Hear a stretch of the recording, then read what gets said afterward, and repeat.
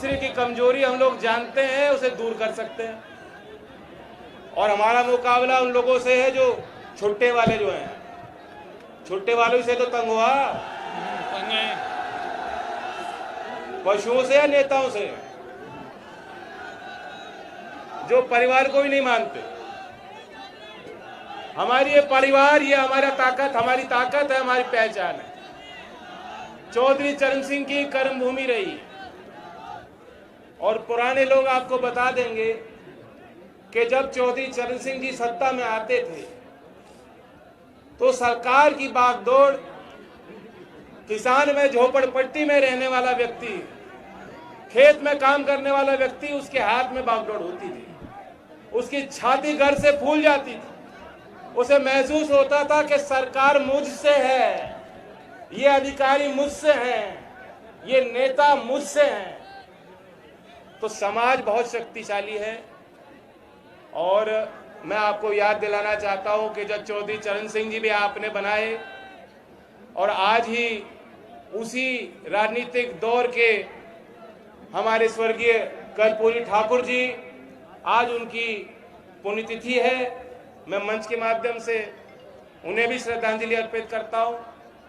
और आज आपको फैसला यही लेना कि आज इस समय, इस नए राजनीतिक दौर में कौन चौधरी चरण सिंह बन पाएंगे, कौन बाबा भीमराव अंबेडकर बन पाएंगे, कौन सरदार पटेल बन पाएंगे, कौन कर्पूरी ठाकुर बन पाएंगे।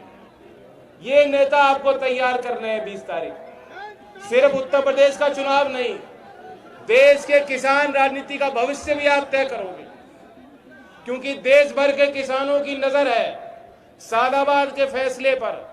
पूरे 3 चरण जो हो जाएंगे 20 तारीख तक, उस फैसले पर पूरे देश के किसानों की निगाह है कि पश्चिमी उत्तर प्रदेश का किसान क्या फैसला लेगा। और सीधी सी बात है,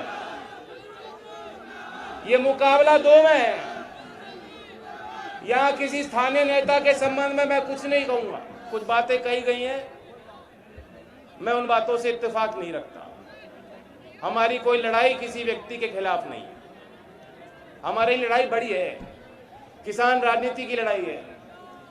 आज ऐसी सरकार है, ऐसी व्यवस्था देश में है जहां किसानों को रौंद दिया जाता है और फिर भी न्याय नहीं मिलता। जो आंदोलन कर रहे थे किसान, उन्हें बेल नहीं है, उन्हें बेल नहीं मिली। लेकिन जिन पे संगीन धाराएं लगी हैं, जो हत्या के आरोपी हैं, जो देश के किसानों की नजर में गुनहगार हैं, हत्यारे हैं, वे बाहर घूम रहे हैं और चुनाव में प्रचार कर रहे हैं। मैं आपको एक और जानकारी दे दूं, इतना उबाल है लोगों में, इतनी नाराजगी है, उसी लखीमपुर की धरती पे प्रधानमंत्री नरेंद्र मोदी जी की हिम्मत नहीं हुई कि चुनाव में जाके वोट मांग सके। उनकी मीटिंग भी रद्द हो गई है। गांव-गांव में इतना विरोध है, लोग घुसने नहीं दे रहे हैं। और सही भी है, ये सही भी है। मैं कहूंगा आपको, विरोध करो लेकिन तरीके से करो, अपना विरोध दर्ज करो। और 20 तारीख में अपना विरोध दर्ज करने का सबसे अच्छा तरीका है कि शांति से अपनी वोट गिराओ। मैं आपके एक एक की उंगली पे स्याही देखना चाहता हूं 20 तारीख को, वोट की स्याही लगवाना। इन्हें सिर्फ वोट की फिक्र है और कोई चोट नहीं महसूस करते। और ये झूठ का भी मुकाबला आपको करना है। झूठ भी बड़े तरीके से बोलते हैं, कोई मुकाबला नहीं कर सकता इनसे। अब आप बताइए, यूपी की रोडवे बस भी कह रहे हैं हवा में चलेगी। हमारे तो रास्तों में इतने गड्ढे हैं सड़कों में, तो कूद कूद के तो चलती है बस। अगर आप सही फैसला लोगे तो बस की सबसे पहली सवारी होगी योगी आदित्यनाथ की, लखनऊ टू गोरखपुर। टिकट मैं खरीद के दूंगा उनको।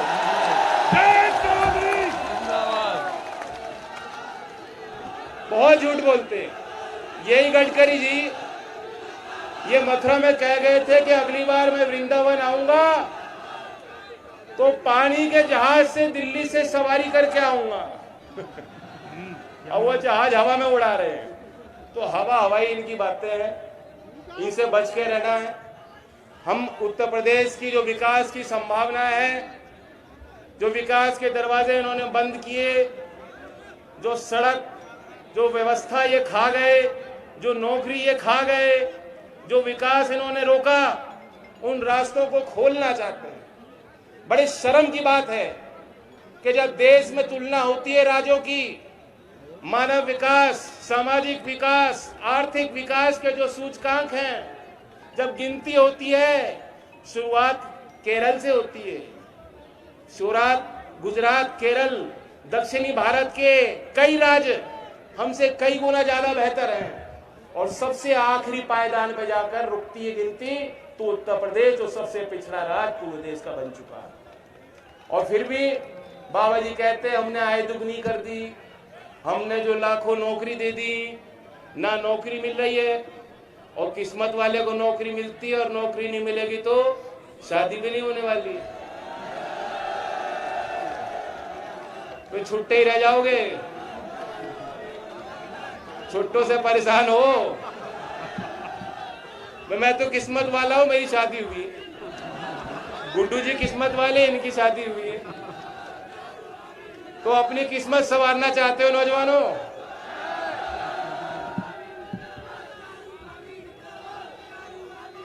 चारू को बताऊंगा, वो आई नहीं, लेकिन नारा उसका ज्यादा किया है।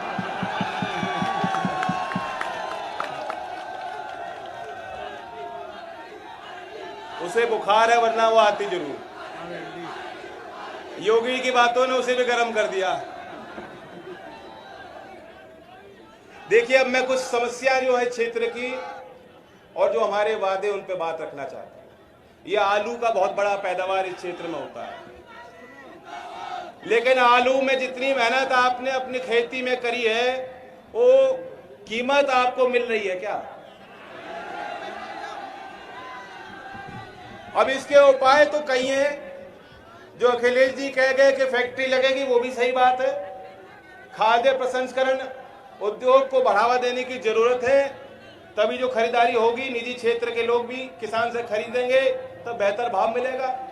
लेकिन सरकार की भी जिम्मेदारी है, और इसलिए हमने तय किया है कि फसलों का भाव, मूल्य का निर्धारण, एमएसपी, ये सरकार, राज्य सरकार भी घोषित कर सकती है। हम सरकार में आएंगे, हम एमएसपी आलू को भी देंगे और सरकार खरीदेगी भी, और जहां उत्पादन होता है। अभी ये जो है, इनके पास कोई बात नहीं, तो ये राशन पे ही वोट ले रहे हैं। और आपको पता है कि राशन की व्यवस्था इन्होंने बंद करनी थी, ये तो चुनाव आ गया। अभी जो केंद्र का बजट आया है, उन्होंने उसमें पैसा काट दिया है। इनकी कोई मंशा फ्री के राशन देने की आगे नहीं है। लेकिन हमारी सरकार बनेगी तो गरीब परिवारों को जो आज राहत मिल रही है, उस राहत को हम बरकरार रखेंगे। और यही नहीं, उस राशन व्यवस्था में, जैसा मैं कह रहा था, जहां आलू उत्पाद होता है तो आलू को भी जोड़ेंगे, ताकि उस फ्री के राशन में आलू और पौष्टिक आहार, चाहे सरसों का तेल हो, चाहे घी देना हो, वो पोषण पूरा गरीब परिवारों को दिया जाएगा। ये गठबंधन की सरकार का फैसला है। दूसरी बड़ी बात है, वो सभी सरकार में शामिल लोग, सरकार में जो तंत्र है, जो काम करता है, जो सेवा करता है, ये जो वर्दी पहने हमारे पुलिसकर्मी, ये सर उठा के काम करना चाहते हैं। देश को इन पे गर्व होना चाहिए, आपको इन पे गर्व होना चाहिए। ये कुछ करने के लिए इन्होंने नौकरी ली है, मेहनत करके इनको नौकरी मिली है। आज क्या व्यवस्था है, योगी जी ने इनका इस्तेमाल करने की कोशिश की, कहा ठोको, इनकी परंपराओं को बिगाड़ा, लेकिन ये पुलिस के संस्कार नहीं है। चौधरी चरण सिंह ने पहला देश में राष्ट्रीय पुलिस आयोग का निर्माण किया था, चौधरी चरण सिंह ने किया था। और मैं इनको वादा कर रहा हूं, जो सरकारी तंत्र है, जो कर्मचारी हैं, पुरानी पेंशन, वो भी बात आपकी मानी गई है। और जो पुलिस तंत्र है, जो वर्दी है, वर्दी की शान आपको पूरी तरह से हम देंगे। एक सप्ताह में एक दिन छुट्टी और पेंशन और जो भत्ता मिलते हैं, जो आज सरकार ने कटौती की, उसे हम खत्म करेंगे। समय पे नई भर्ती होगी, पुलिस वालों के लिए ताली बजाओ, जोर से नहीं बजा रहे। भर्ती में बजा लो एक और जोर से, भर्ती में बजाओ। समय पे भर्ती होगी। मिलिट्री की 3 साल से 4 साल से भर्ती नहीं हुई है।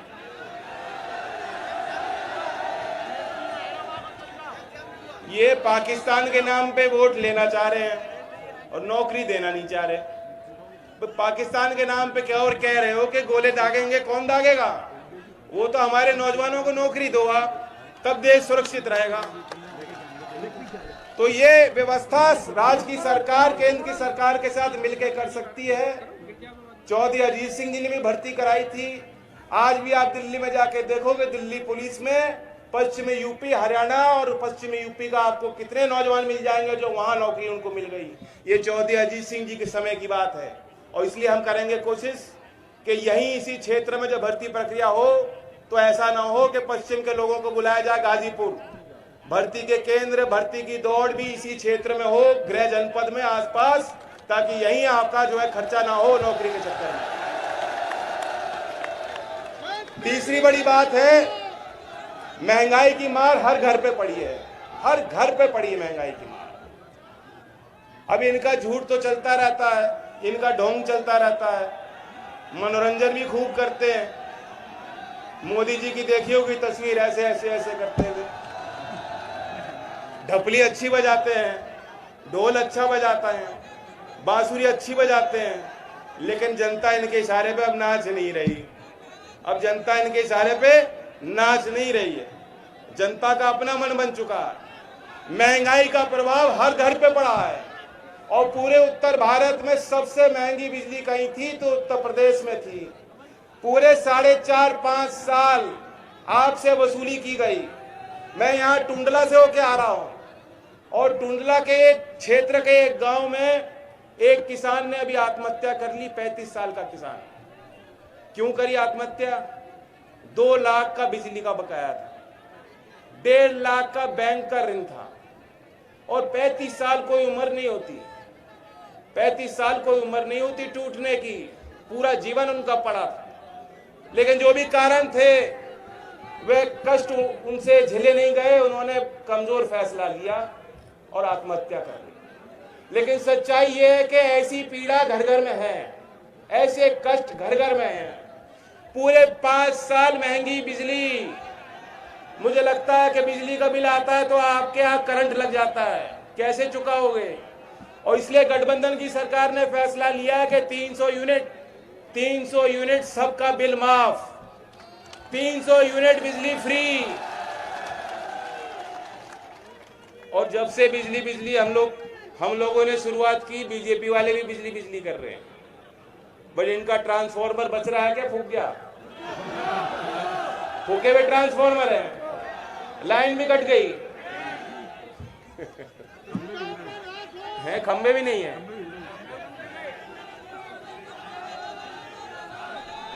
और मेरी माता बैठी है यहाँ, मैं आपका आशीर्वाद लेना चाहता हूँ। पसीना आंदो, गर्मी है, क्या बात है।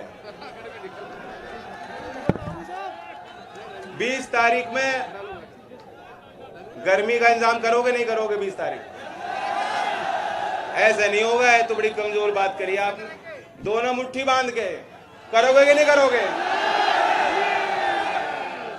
गुड्डू के बारे में मैं इतना ही कहूंगा, साहसी हैं, बहुत मेहनत करी है। और मैं परसों जब आया था तो उनका गला खराब हो चुका, आवाज नहीं निकल रही थी। लेकिन ये आपका प्यार है और जोश है, आज इस भीड़ को देख के जो है धड़ाधड़ बोलने लगे। आप इन्हें आशीर्वाद दो।